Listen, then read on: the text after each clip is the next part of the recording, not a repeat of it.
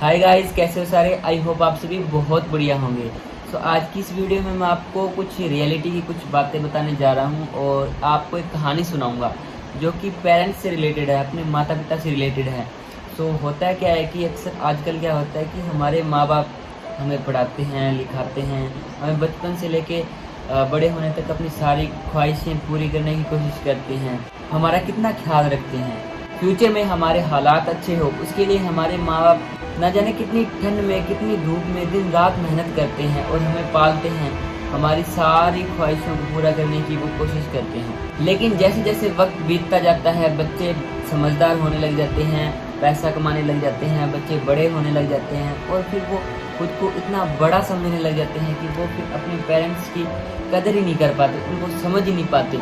ऐसे में उनके वही माँ बाप उनको बोझ लगने लग जाते हैं और बुढ़ापे में वो उनकी सहारा बनने की बजाय वो उनमें दोष निकालने लग जाते हैं। 2 वक्त का टाइम निकालकर उनके पास तक नहीं बैठते। ऐसे बच्चे अपने माँ बाप की बुढ़ापे में लाठी बनने की बजाय वो अपने माँ बाप को बोझ समझने लग जाते हैं। तो चलिए बिना टाइम वेस्ट किए वीडियो को शुरू करते हैं और इसी से रिलेटेड एक आपको कहानी सुनाता हूँ जिससे अपने को कुछ ना कुछ सीखने को मिलेगा।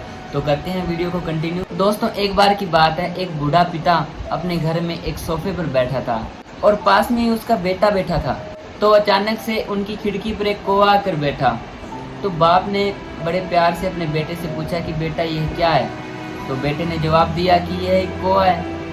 थोड़ा टाइम बीता, उसके बाद में फिर से बाप ने वही क्वेश्चन उस बेटे से किया कि बेटा ये क्या है। बेटे ने फिर से वही कहा कि पापा अभी तो बताया आपको, ये एक कौवा है। उसके कुछ समय बीतने के बाद फिर से तीसरी बार बाप ने पूछा अपने बेटे से कि बेटा ये क्या है। बेटे ने थोड़ा इरिटेट होकर कहा कि पापा ये कौवा है, आपको कितनी बार बता चुका हूँ ये एक कौवा है।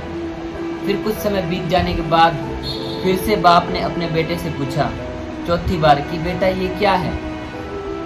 बेटा इस बार फुल गुस्से में हो गया और अपने बाप पर चिल्लाया जोर से कि पापा आपको एक बार बताने से समझ नहीं आता क्या, कितनी बार बता चुका हूँ आपको कि ये एक कौवा है, मत परेशान करो मुझे। ये सब सुनने के बाद वो बूढ़ा बाप वहाँ से खड़ा होकर अपने रूम में चला गया और रूम से एक डायरी उठाकर वापस उसी सोफे पर आकर बैठ गया। उस डायरी को खोलकर जब उसने अपने बेटे को डायरी पकड़ाई और वो पेज निकाल कर दिया जिस पर उसने कुछ लिखा हुआ था। वो डायरी उसके बेटे के जन्म के बाद से उसने बनाई हुई थी। उस पर कुछ लिखा हुआ था। वो डायरी वो अपने बेटे को पकड़ाता है, उसको बोलता है कि इसे पढ़ो। तो उस पर कुछ इस तरीके से लिखा हुआ था, आज मेरा 3 साल का बेटा और मैं एक सोफे पर बैठे थे। वहाँ पास में एक खिड़की थी, उसमें एक कौवा आया और बेटे ने मुझसे सवाल पूछा कि पापा ये क्या है। मैंने कहा कौवा है। सेम इसी तरीके से उसने 23 बार मुझसे ये सवाल पूछा और मैंने 23 बार उसको गले लगाकर प्यार से जवाब दिया कि यह एक कौवा है।